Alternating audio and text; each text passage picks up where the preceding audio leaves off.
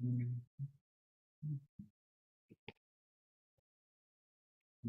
you use that TV? I usually do. I do that. Oh. I was thinking, I've never heard of that.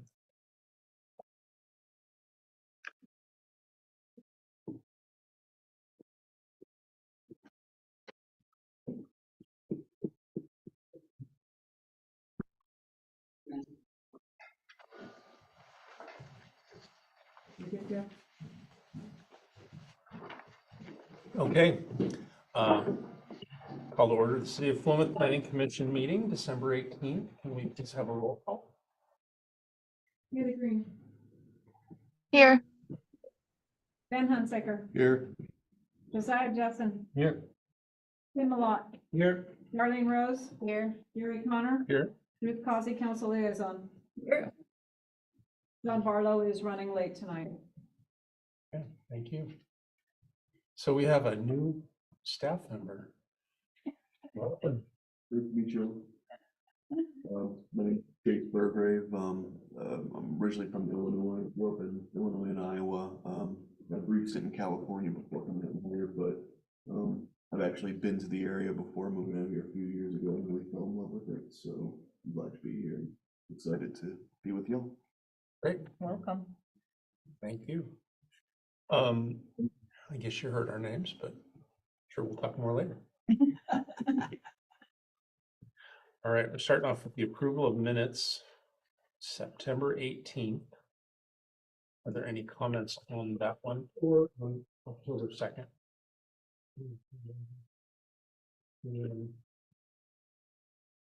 So long ago.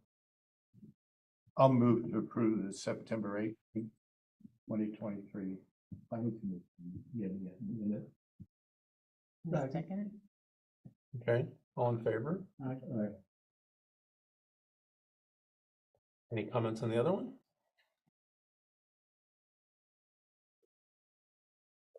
Oh, I'll move to approve the October 2nd Planning Commission meeting minute. Second. All in favor? Aye. Okay. It's my job to make the motion. Yes. It was going to be quicker if you did it. Had to twist somebody else's arm. Yeah. So we're starting tonight with the discussion and just kind of an update on where we are in the development code. And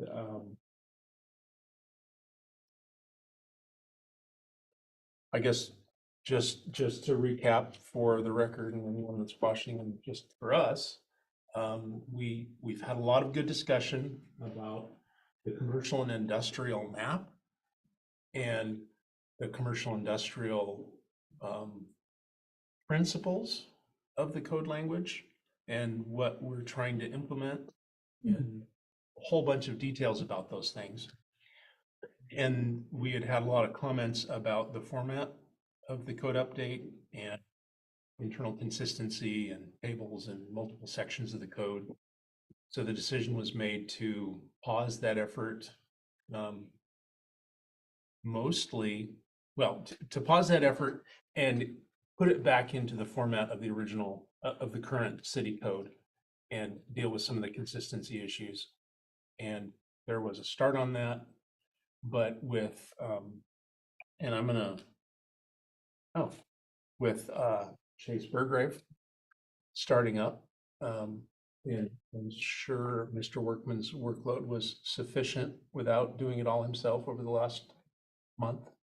So we're kind of been on pause and we've been postponing meetings, and the discussion was, you know, even if we postpone this meeting, but I wanted to meet to talk through a few things that are a slightly different approach in how we're going to bringing it out to the public.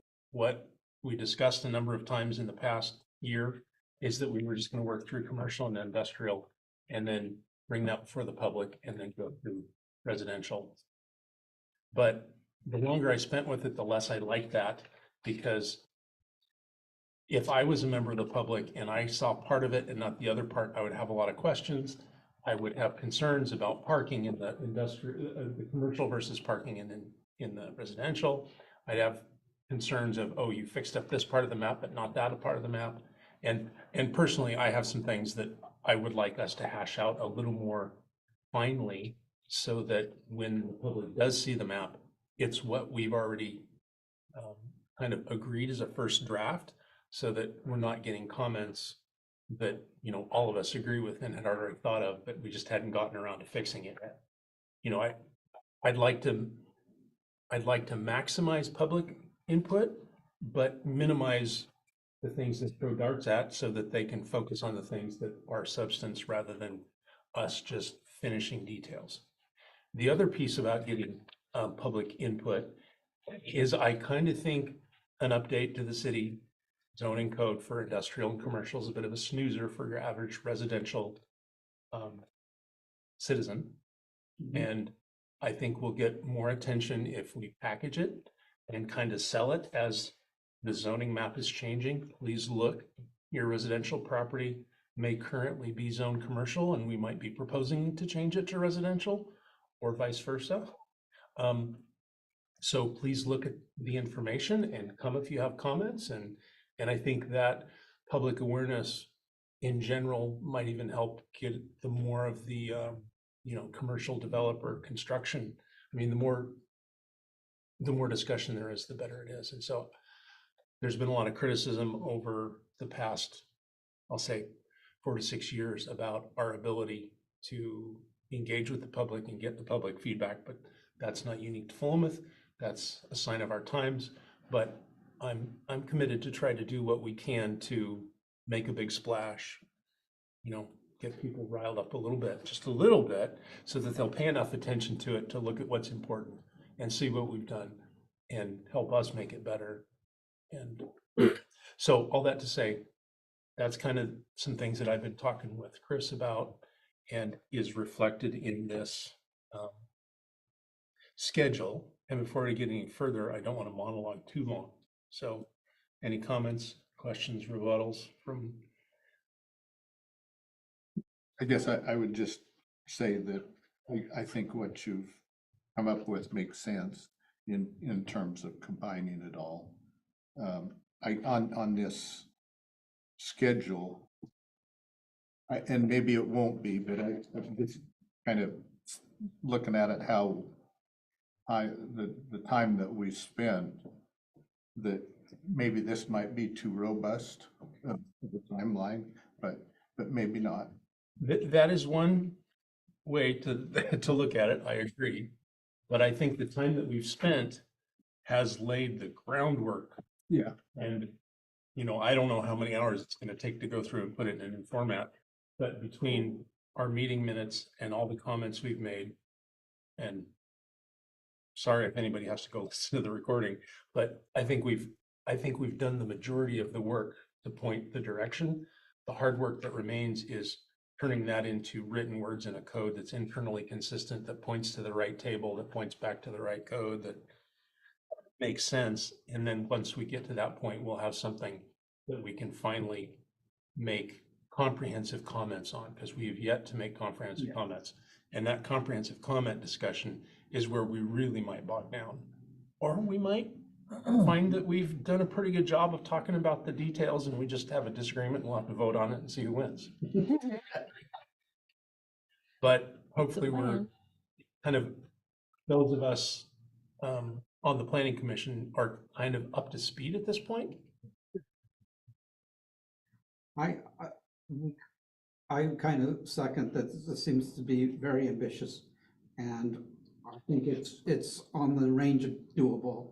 But there's one big piece here that's missing, and that's the parking. Right. Parking's I think- in throughout. Well, we need to address parking as a whole, and that's been one of my concerns all along, is that we can't look at commercial, especially in the downtown, without also looking at what the parking requirement is going to be with that.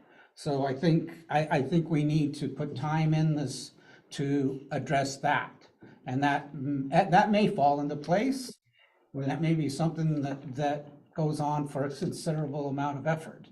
I think it's a driving force in the viability of our entire planning code as far as the demographics that we serve in this particular environment. Yeah, I do not disagree. So I have a couple questions, Go ahead. unless you're gonna. I was gonna say the other thing that's significantly not present here is how many meetings we're gonna have. Oh. You know, if we're meeting once a week, it's a time down. You'll be once a month for about an hour. There you go. So this agenda is substantial. I mean, first of all, I'm Well- curious who took the time to put all this together. Well, to that point, the agenda for what we're talking about here is just this one page.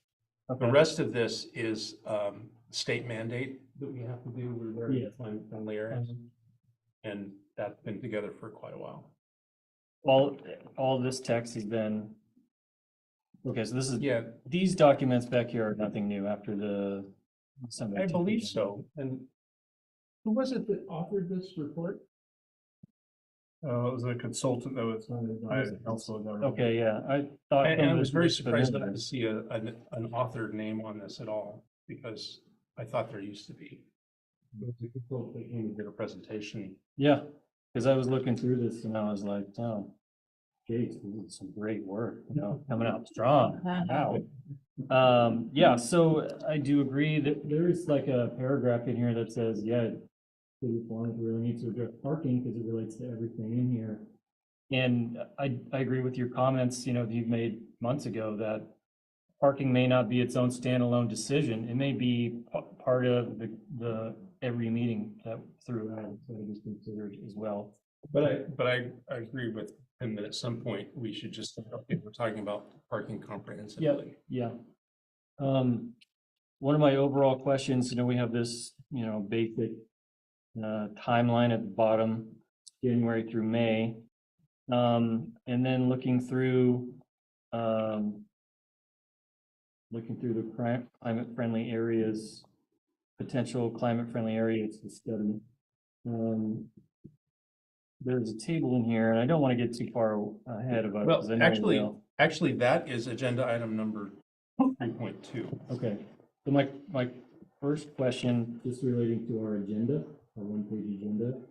Well- There's comments in this table that says we need to make amendments and clarifications. Mhm. I don't know where those would fall into our timeline. I just want to make sure we're considering those incorporations, because they are kind of specific and I'm not sure they really fit into any of these months. Yeah. Can we just point to what specifically you're thinking? Yeah, so, there's a amendment needed for multifamily definition, Mhm. schools need to be included, so, and I think we've already covered some of these in our language. Yeah, we have. Amendments, so I just want to make sure that our timeline is matching all the work that we're also laying out, the rest of these stuff. So is that part of what we're going to do as we go through that, is identify where in the timeline each of these things should be taken forward? Only in as much as it relates to these various things. Okay. I suspect that we've already addressed most, if not all of this, in our discussions in the last year, Yeah, some of it I'm between not density and I'm not height sure. and uses and, block distances. yeah, I think we've already addressed this. It's an important thing for us to do before we go out to the public, just to go back. When I talked about the comprehensive comments, Mhm. that's something we should do, is make sure that everything we're doing is compliant with the climate friendly CFA, climate friendly area, and Equitable X. CFE. Yeah. Now, that's primarily his job to do that, but we're here to make sure he's doing his job, right?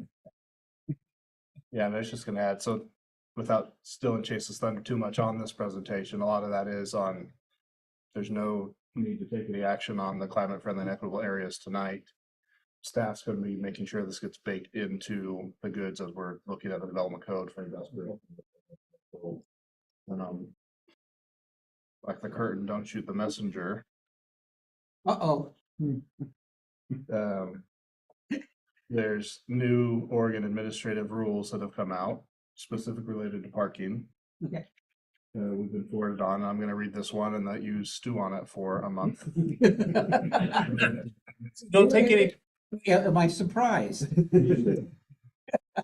Oregon Administrative Rule 660.012-0440 requires cities to not enforce minimum parking mandates within half a mile of frequent transit. This is likely includes the Philomath connection. Period. So Well, no that's parking minimums within half a 90%. mile of the Philomath connection, which is everywhere. Yeah, it's whole town. So essentially, all of the discussion about parking with this new Oregon administrative rule. So we will still need to discuss it and we will still address it and we'll be referencing administrative rules because administrative rules can change. So we'll have our own standards, but the idea of having an analysis about how much parking in which areas we will not be able to have city enforced minimum parking standards within the Highway 20 corridor. are there, We would have. I'm How many confused by that parking statement. spots you have No, on a piece of property. no, that's what he's saying is that it's nothing. The developer can do whatever, regardless of what we say about parking, say somebody wants to put up a 4-story building and down in C1, there is no requirements for any parking whatsoever. There may be market demand and the developer may choose to put some parking there, but per state administrative rule, the city cannot impose minimum parking standards. So again, just stew on that for a little bit, but Yeah. these are the types of things that, again, Chase is gonna be taking a look at as we're Yeah. updating code and looking at that. Again, I don't think we're gonna have to take 2 meetings to talk about parking because it really got simplified. Can I take 30 seconds to ask a question? Maybe the attorney's got to answer this one. Is it precluding us from putting a code in place, or is it just precluding us from enforcing that code? We can't enforce it. Okay, so we can still put it in place. So those will be options and considerations that change. Okay. I understand. Okay, We knew that within the climate friendly and equitable areas area, there was gonna be restriction on parking minimums, but Right. the new. well, the document says it. But Good reading. The new, and it's not that new, it was just. It kind of slid under the radar because we were looking at climate friendly equitable areas. No parking minimum, so then this kind of flew in under the radar and it was like, no, anywhere within half a mile of transit stops. And so it was like, oh, it's everywhere? Well, not everywhere, but So we might need some input from our legal Yeah. advisors Yeah. around what enforcement means, because if we get a conditional use permit application and we decide we hate it because of parking, make it a conditional use, maybe, or development agreement. you know, or so something. that's probably something that's gonna be fought about for years. Yeah. Hopefully other cities. The device of personal transportation. Like local land use authority. Right. All right, Well, yeah, Those are the cards we're dealt. yes, thank you have for to that play. information. And foreseeably, as long as we have the voter. What? The voting population that we have today. Counselor Cosby. Does that apply to commercial, industrial, and residential? Yeah. All parking, all zones. All districts, yeah. Well, the natural thing will be less parking. Because it costs money to put it in, so why would somebody put it in if they don't have to? If they want a tenant, And yeah, if they want a tenant, but even then, theoretically, on a single family residence, you don't have to put a garage in nor a driveway. and that's, Taking that to an extreme, but that's the way a lot of big cities operate. And it's Yeah. interesting. okay. Okay, well, let's table any further discussion on that in the future. Yeah, and the calendar, just to go through, it was just more a sequence than it Right. was set times or dates or anything, and obviously we'll kind of prioritize, or we'll go through this order and we'll take what time we need to do that. But as the Chair Connor said, we're mostly through the commercial industrial. So through March, we've kind of already done a lot of that work already. So I'm basically giving us a few months to get up to speed and get that there. So anything really new, I mean, you'll have some review in February and March, but really anything new that we'll be working on is going to start in April. Just we've got some time. So I've been wanting to push this for quite a while, but,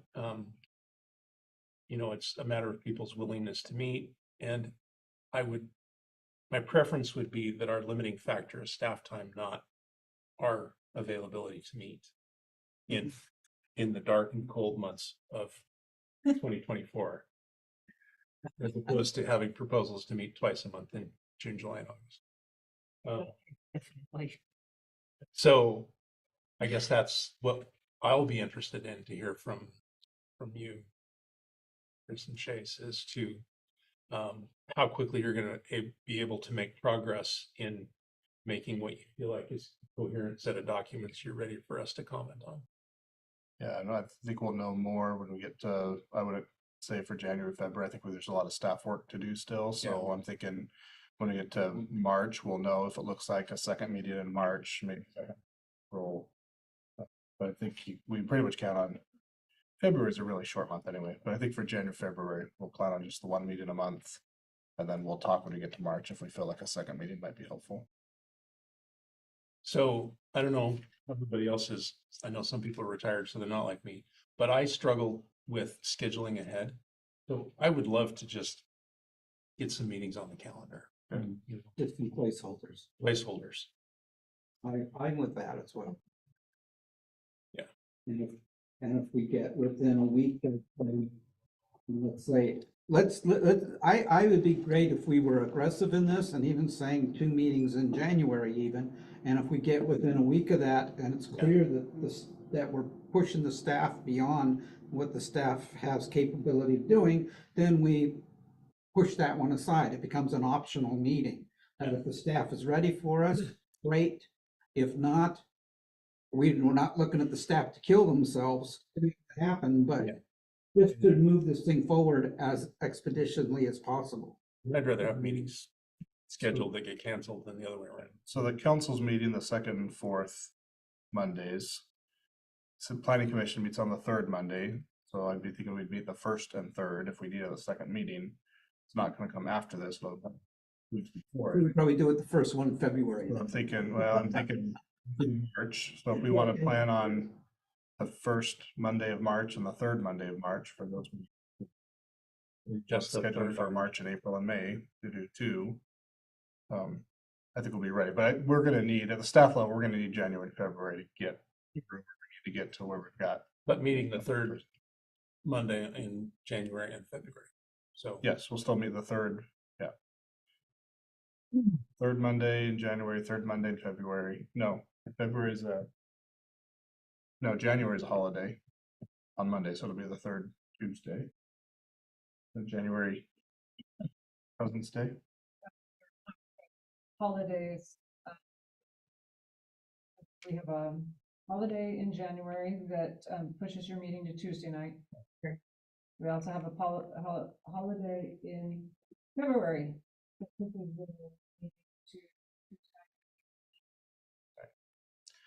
So we'll do third Tuesday on January, third Tuesday in February, and then we'll do the first Monday and third Monday in March, first and third Monday in April. And we plan first and third Monday in May if you want to put those on your calendars. That'll give us a good jump start. Yeah. Will you be able to set up those meetings and send out invites as you have been doing? I can. That would very be helpful. Yeah. Thank you. Yeah, thank you. Yeah, if you're willing to meet, we'll meet more and we'll push it forward. But at least January, February, like I said, we're going to need a little bit that time. And Even for a meeting for an hour, just to say Yes, there's it's a not a good lot to day. do, that's fine. yeah, Even early. I'm liking twice a month and an hour and a half each better than Yeah. once a month at 3 hours. Was there any more thought or conversation regarding, we talked about possible workshops, or working with live documents with comments and markups that we then bring to a commission meeting to vote on incorporation of those changes? Or are we still, is the intent to still proceed as we have with staff kind of taking big chunks of the code, doing their work, making edits, and then bringing it to us to review and discuss and then vote on? Right. Is it clear what I'm saying? Yeah, I think so, to me. I guess I would want to reserve my judgment to see what the first draft looks like and, you know, kind of how close we are. I could definitely see a workshop format to get to completion on a map of all zones. Because I think there's some things I'd like to just talk about a little more freeform and have those tools available and talk. But then also, when we start up residential, it'll take, it'd be good to talk through things without slowing down and voting and all that. Yeah, we won't want to collaborate outside of the meeting, and your idea of like a shared document, but we won't be able to do that because it's essentially meeting collaborating outside of a public meeting. Okay, so We wouldn't be able to do talked to that. You can legal about provide that already? staff input as we're going through. okay. Well, I thought you were talking about just doing it in the meeting, kind of. No, I meant outside of the meeting, because then we'll bring those changes to the meeting, then we vote on adoption. Those aren't necessarily Yeah, no, we have to be in front of the we have to record. understood.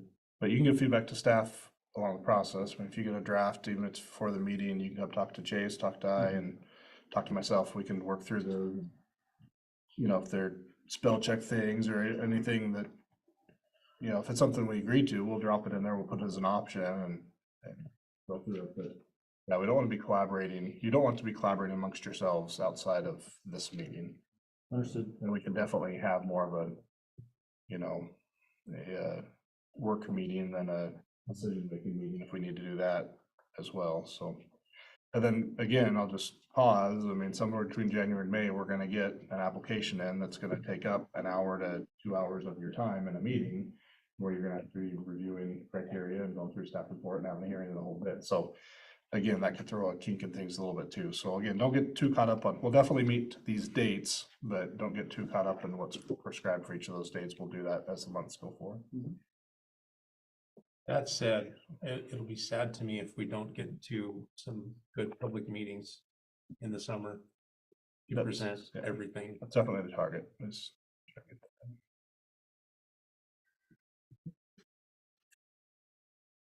Okay, I think that covers that topic if everyone's. Okay. So I've prepared a memo for CFEA's climate friendly and equitable areas. Planning commission is them to take any action on the climate staff update. A lot of the language in this is reproduced in the attachment. We had a study of potential climate friendly areas, but I'll go through this memo, skip over any superfluous detail. So in September of 2020, the Land Conservation and Development Commission launched the Climate Friendly and Equitable Communities rulemaking in response to Governor Brown's Executive Order 2004, directing state agencies to take urgent action to meet Oregon's climate pollution reduction targets while ensuring equitable outcomes for the underserved populations. Executive Order 2004 directed state agencies to reduce climate pollution. So cities and urbanized county areas within metropolitan areas with a population of more than 5,000 and within an urban growth boundary are required to designate a 25-acre climate-friendly and equitable area. Philomath is part of the Corvallis metropolitan area, and so it's required to designate one. The idea behind these is that they're an area where residents, workers, and visitors can meet most of their daily needs without having to drive. They're urban mixed-use areas that contain or are planned to contain a greater mix and supply of housing, jobs, businesses, and services. These areas are served or planned to be served by high-quality pedestrian, bicycle, and transit infrastructure to provide frequent, comfortable, and convenient connections to key destinations within the city and region. While these CFEC rules are new, the general intent aligns with some work the city of Philomath has completed over the last few years. Specifically, the city of Philomath completed the 2020 Main Street Plan. And just to put a punctuation mark on that. A lot of what we're planning to do with C1 is pretty in line with this already. So the area on the second page that we're looking at primarily, one of several areas that was looked at in the study is this area mapped in this exhibit here. And frankly, for a lot of the needs of the CFEC, or I'm sorry, they keep changing the acronym, the CFEA, there won't be a lot of really substantial changes from the kind of zoning that would already be taking place in that area. It would just be an overlay with some changes. And there's further details below here in terms of the kinds of uses that would be contained in this overlay. Corvallis Area Metropolitan Planning Organization received grant funding from the state to assist Corvallis, Albany, and Philomath to prepare for and comply with these new requirements. Campo and city staff hosted 3 public meetings over the summer to gather input and provide updates. After review of several potential boundaries of the future CFEA in Philomath, staff believes that current CFEA candidate site E, the one mapped below, offers the most viable location. And below that is some further details on that site. The attached report completed by Campo staff has been submitted to the state in order to meet the requirements for 2023. During the next year, staff will work with the Planning Commission to embed these new standards into the development code, along with other updates that were discussed throughout this past year. The city will need to adopt these new standards by the end of year 2024, but no action needed at this time. I do recommend going through the study that was prepared, though. There's a lot of good information, and it does offer alternative sites as well.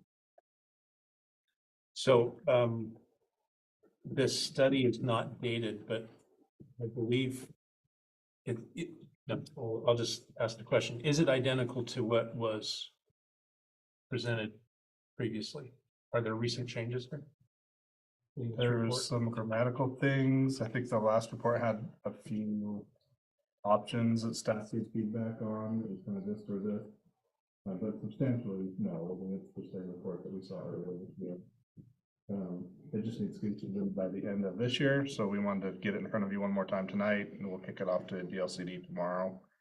They will provide us comments on it, so I mean, the way that this is getting rolled out is submit it, they'll provide comments back, and then we'll just need to again incorporate that into the code as we're going through. The one thing Jake didn't really touch on that I just want to set the table for a little bit is,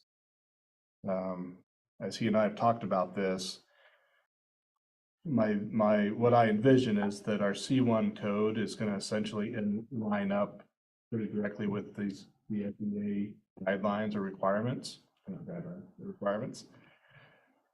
But the C2 and definitely these residential or industrial properties, whatever gets captured there, isn't going to line quite so nicely. And so more than likely what we will have is we will write code that establishes a climate friendly and equitable areas overlay. And any property within that overlay is going to have this additional criteria that they have to meet. Again, it's going to look very similar to what's duplicate or what's in the C1, but we're going to pull that out and just call it climate friendly and equitable area overlay.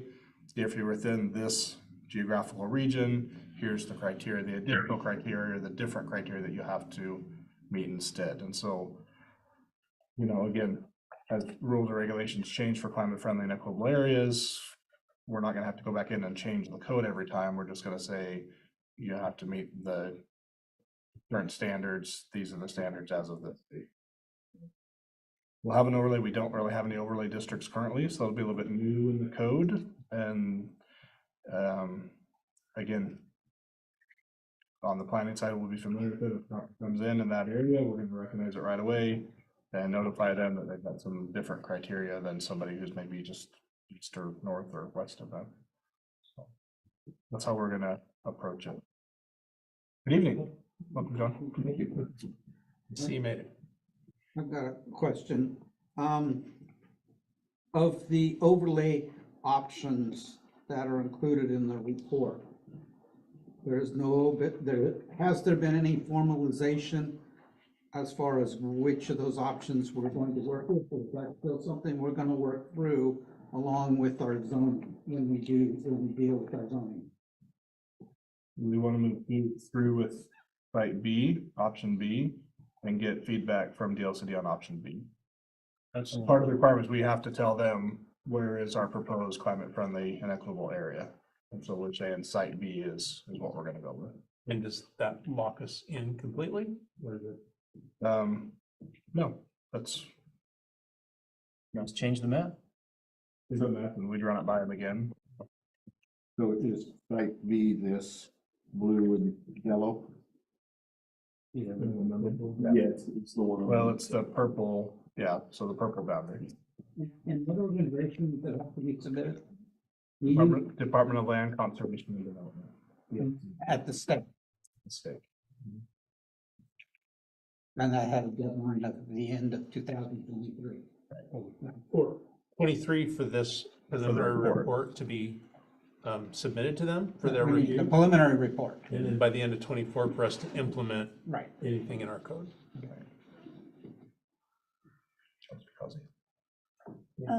Couple of questions. Is non-auto dependent, is that defined somewhere? See that? Uh, It's right at the top of page, of that page, that's a map on, the second page of the agenda. Item. The very item 3, right at the very top. Non-auto dependent retail services and other commercial areas. I assume that would exclude any drive-through. Yes. But is there, but I'm with you, is there a definition of what non-auto dependent means? Probably. With the state. I believe this, there's a lot of state statute that talks in detail about this. So it should be in there.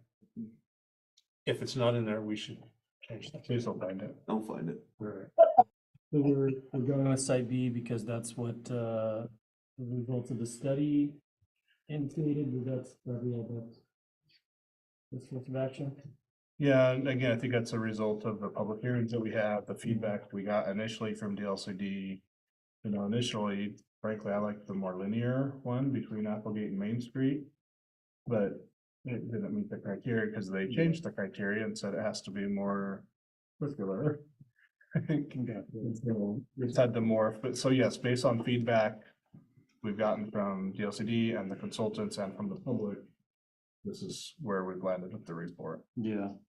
And that map said it's bigger scale on page 16 of the report. The real gripe is that under the key destinations section, it lists Mary's River Park as one of the key destinations, but what these maps don't really indicate is that Mary's River Park doesn't run all the way to Applegate. You know, you got to go down a long gravel driveway with no sidewalks or real pedestrian access to get to that park. But that's really my only gripe. But you're not going to change it now. The study's been done. No.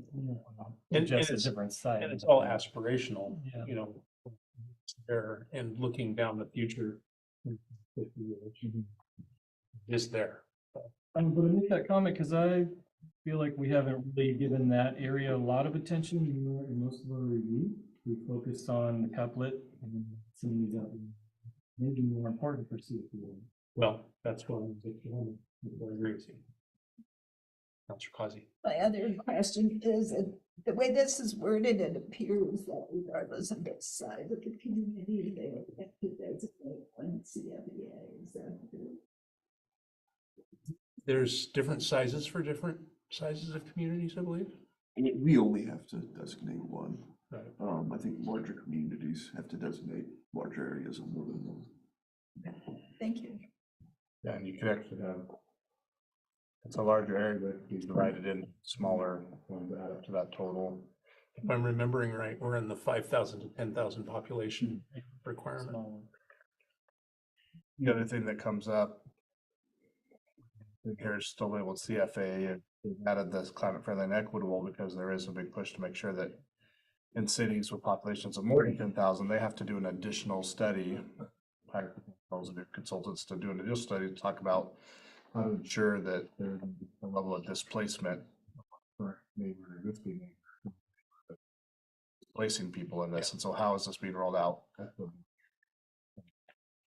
not displace current individuals? Because of our size of population, we don't have to do those additional studies, but that's where the equitable areas is coming from, is that additional, it has to do with the bigger cities. But that's still one of the things they look at, the idea being that a city could choose their CFEA area to be an area of all the lowest, most affordable housing in the city, plop down their overlay on it, and then it just gets redeveloped like that with 5-story buildings. It displaces all the lowest dollar value homeownership in the community with highest impact, at least with the underserved population. So, yes. It really, in relation to what Josiah was saying, I think wherever it's at, and using the park as an example, there's going to need to be improvements wherever it's at. And like that, yeah, to have a, for Mary's River Park, yeah, probably we'll end up having to have a sidewalk all the way down to Like that. where the shelter is. Mhm. So, I mean, which, it'll necessitate doing that sort of thing. So I think and that sort of thing may be anywhere you put it. I think, some of these issues we will resolve, in the map discussion, but I think some of them are also gonna be language. Like, lighting, it's something we don't really talk about a lot, and we've kind of swept that off into, we'll write a performance spec. But I don't think that we've really considered pedestrian lighting for walkways. So, yeah, all to be discussed, I understand.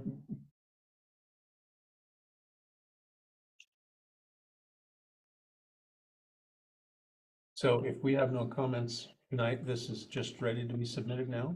Yep. I guess, is there anybody that has any? Here that we think is worthy of? Oh, are we deciding that this is start? Just on a head nod that there's nothing in here egregious. Well, I'm gonna feel uncomfortable voting on it, honestly, because a lot of this work was done before my time, years ago. This is. You don't need to vote on it. Just Yeah, we're not. don't shake your head no. We're looking for Something the staff just does without. No, this was a consultant that came in and did a study and worked with staff. And there was 2 or 3 public meetings, 3 public meetings. But was there ever any formal voting to say we're going to proceed with this, with the site B or the plan B or whatever the word before, whatever it is, site B? No, that'll happen in 2024. I mean, right now we're saying, here's Here's what we think Here's the we're going to do, recommendation. and that's all it is. give us the feedback I and have some problems with B and A and whatever, but Well, it's going into the middle of it right now. that's why I asked if we're locked in and he said no. As long as we're not locked in. I think the important thing is to get this in, get the feedback from DLCD, make final revisions, and submit. Eventually we'll need to submit to the state, here is our boundary, right? And that'll be done in our code. So our code is going to define. I get that part of it. It's just- That's the next thing we'll submit to DLCD is, here's the code languages, changes that we made. It includes an overlay for the climate friendly and equitable areas. It defines them. So that's what they're going to see next. And so there's still time to debate. That's our real deadline, is to get through all the code and the public involvement and get a vote from the city council before the end of the year. And in next And that's our deadline for everything we're doing right now. Mhm. Because it's all tied together. Right. Doesn't have to be, but that's what we're going to do. We want to do that. We want to do that, yeah. Yeah. Absolutely. Yeah, so probably 2 meetings. Yeah. Plus, community outreach. So I'm curious, Mr. Bergrave, if there's anything that you found kind of interesting here or anything noteworthy that, So far through the whole process, yeah, it's hard to say. It's very much geared towards the downtown area, and a lot of what we're doing along Main Street, it seems to be kind of in line with some of the ideas in it anyway, so that's best. Hopefully it's superfluous, but not always, clearly. so have you spent quite a bit of time with the work that we've done to date and started putting it in a new format so that you've kind of reviewed everything, or you just, But it just, we're really 10,000 feet up, rearranging where the code is, changing the table of contents. I've just started going back through the agenda. okay, so you're not really deep into everything that's gone on to date, but that'll be your work for the next couple months. Fair enough.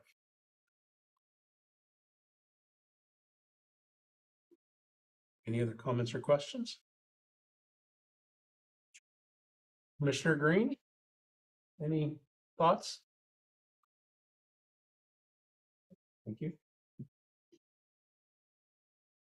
I think that brings us to the end of item 3, announcements and staff updates.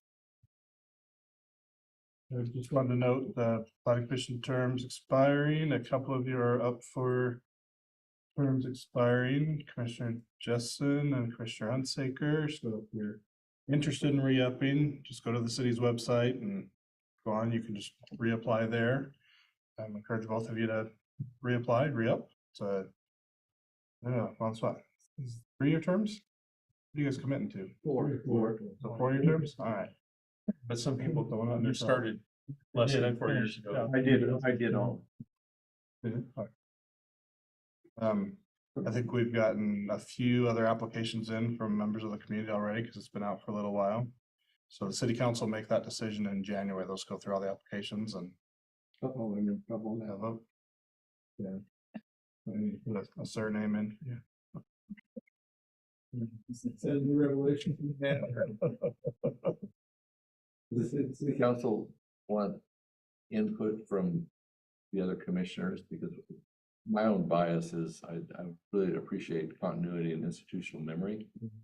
And knowing what the learning curve has been just in this past year, I would really appreciate it if Van and Josiah returned to us.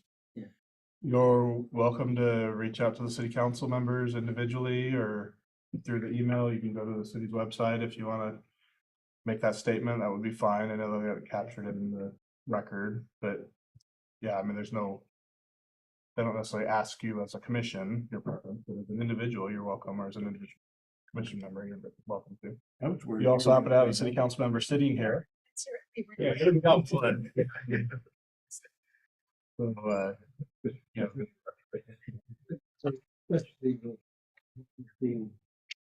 It was like when you were talking earlier that we met every 2 or 3 months, based on whatever, with what we've been dealing with. I would wholeheartedly agree with you, John. We may not all agree with each other at times, but this is a good group of people. I see Councilor Causey taking notes, so I'm sure that'll get. So no, just wanted to, again, just encourage that and make note of that. I didn't want that to sneak up on somebody, and I think those are all due here pretty soon, December 27th or something. So I'd get on it this week if you haven't done it yet, if you're interested. And then the staff updates provided. Again, appreciate Leilani and Ruth and Jace going through this and it's been busy. Does it look like anything that's in the pipeline is gonna come to our meeting sometime this spring? that you currently have in the door?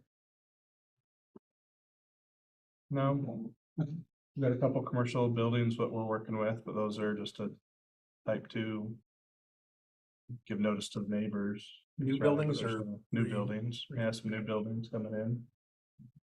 And those take a lot of prep work ahead of time, as you can imagine, all the engineering, everything goes into them, so. No, working with a few on that, and again, they're going through landscaping, I can tell you. Generally, they're excited about kind of the streetscape theme and the building materials. We've sent them photos of the buildings that we looked at as a planning commission. We were talking about the 3 different building materials and the kind of the look we were looking for. So we've shared those pictures with them and they are excited. The architects love it, of course, because they love making nice looking buildings. If it's possible. Which what that is, well, the city's got these standards. We're gonna have it look nice. So no, and again, it's been very well received. By everybody that we're talking to, questions on landscaping and questions on that kind of thing. No, I think those will come through and yeah. You said industrial, or was that commercial? I did say one of those too, yeah. Oh, you didn't say specific.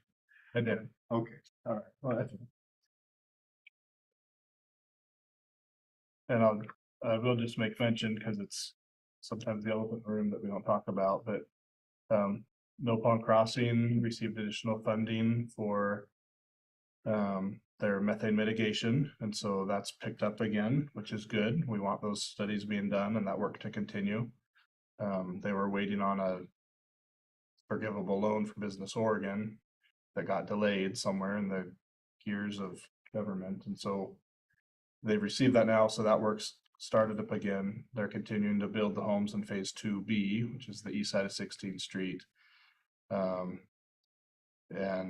now, kind of the big hurry up and wait is the stormwater that still needs to connect from the open ditch that they've dug to the Chapel Drive, and it needs to get under Chapel Drive to the south side, so all of that stormwater can flow through. They can fill in the trench that's behind the homes on Timothy, which is where the water's conveying currently. They can dig that in or fill that in and fix those yards.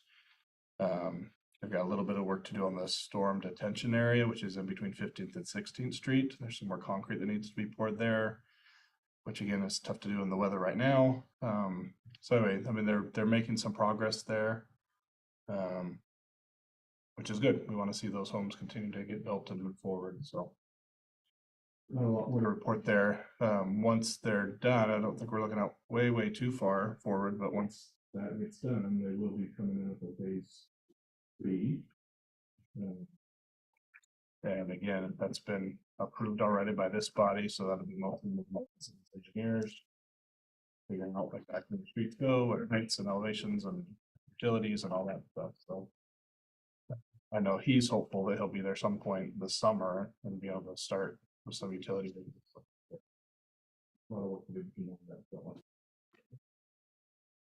But we are seeing, from the city's perspective, we are seeing some progress in Mill Pond Crossing, which is. Question. What's happening with the apartment complex? Is that anything happening with that? Hearsay from lack of a word, they're working on their financing. Speculating, I've not talked with them, but my speculation is with interest rates doing what they've done, from the time that they got their land use approval to the time that they're going to start building, those rates have changed pretty substantially. So, yes. And they are keeping the currently approved plans Active. up to date. Yeah. Yeah. So I think it's time, you know. They've got those.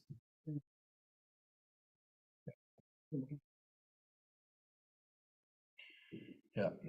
The only thing that's gotten pulled really that I think we mentioned, or maybe you've seen, but the lot across the street from the library went up for sale. They were planning to put a restaurant in there, and they had plans in and land use approval and everything ready to go. And I was licking my chops a little too early.